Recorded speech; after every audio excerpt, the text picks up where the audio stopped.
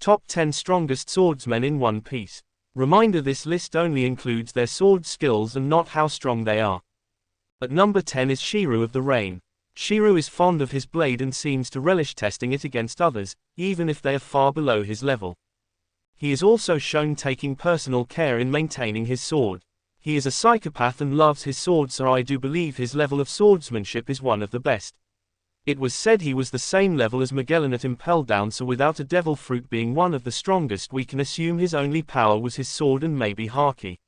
Now he has eaten a devil fruit, so he has become stronger, but as we said, this list is about the swordsmanship capability.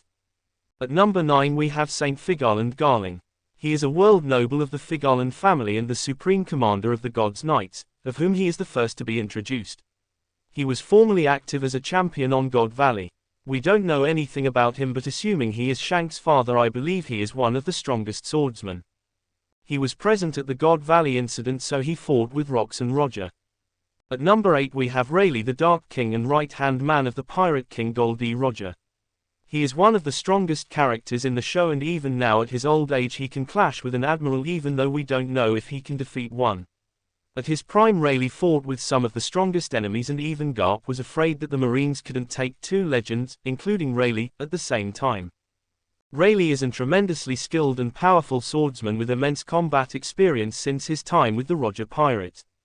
He was able to fight on equal grounds with Admiral Kizaru, who himself is a highly skilled swordsman. He is the one who trained Shanks at swordsmanship, so I know Rayleigh himself is one of the best.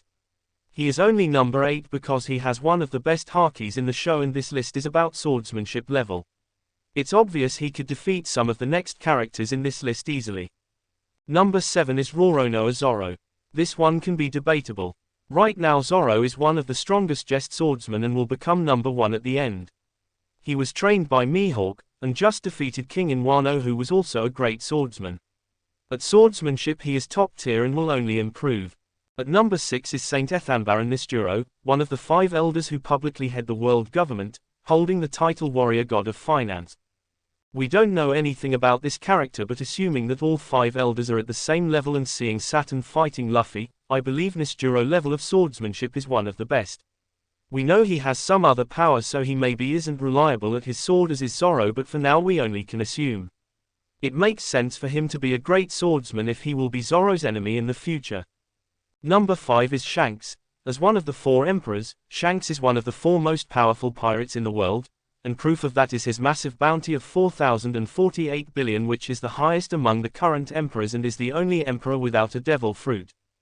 He competed with Dracul Mihawk, the strongest swordsman in the world, in daily duels that were described as legendary. I do believe Shanks is stronger than Mihawk, assuming his haki is the best in the show, but at swordsmanship he isn't number 1. Number 4 is Kazuki Oden. Even at age 9, Oden was already such a skilled swordsman that he waged war against the entire Yakuza and was able to fight against them all by himself in the Flower Capital until the age of 10, when he was arrested for almost killing someone. At age 18, he could strike down the massive boar hailed as the Mountain God with a single attack. He was a beast and one of the best swordsmen in One Piece. Without a devil fruit he could clash with the likes of Whitebeard and fought Kaban for days.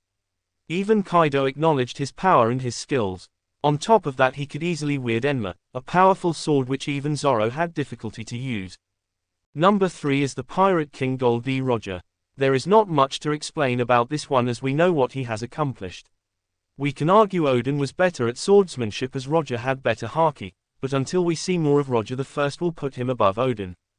Number 2 is the current best swordsman in the world, Dracul Mihawk.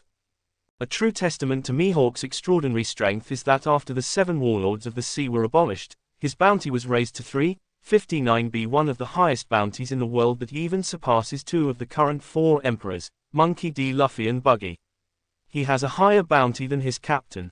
His vast mastery in swordsmanship even surpasses the skill level of his former rival Shanks, one of the 4 emperors of the sea.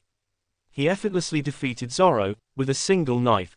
His title speaks for itself, so there is not much I can say. He is clearly the best at swordsmanship right now. Number 1 best swordsman is Shimotsuki Yuma.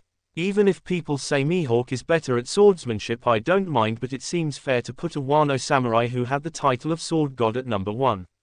We know nothing about his power and if he could keep up with the current swordsmen. Some honorable mentions are Fujitora, Cavendish, Momonga, Kairos, Kyneton, Denjiro, Shimotsuki Ushimuro and Rock D. Zabek. With Rocks we don't know anything. He could have been the strongest ever or just someone like Buggy, so we have to wait for now. Thank you for watching and see you next time.